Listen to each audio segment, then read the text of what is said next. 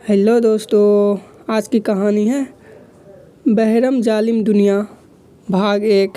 चलते हैं कहानी की ओर। मैं 42 साल की 2 बार तलाकशुदा औरत हूँ। मेरी कोई औलाद नहीं है। मैं अपने माँ बाप के साथ महाराष्ट्र में रहती हूँ।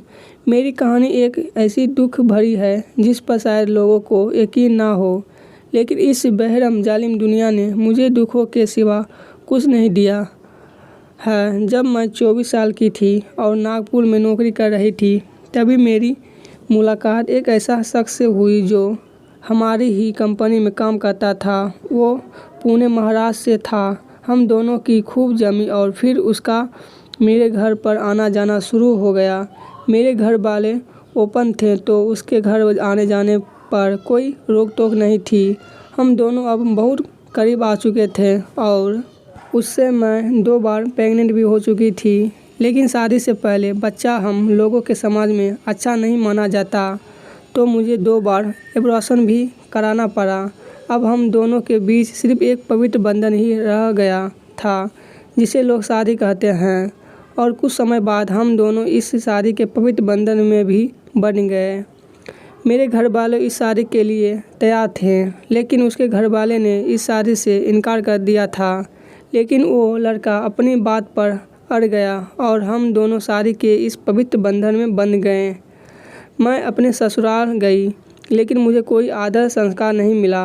हम दोनों के जीवन की गाड़ी चलती रही और कुछ समय बाद मेरे ससुर जी का देहांत हो गया और मेरी सास अब बिल्कुल अकेली हो गई।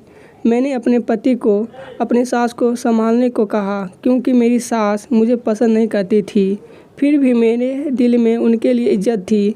अब मेरे पति अधिकतर समय अपनी माँ को संभालने में लगाते ताकि उन्हें अकेलापन ना खटके, और अब उन्हें रात को अपनी माँ के पास ही सोना शुरू कर दिया।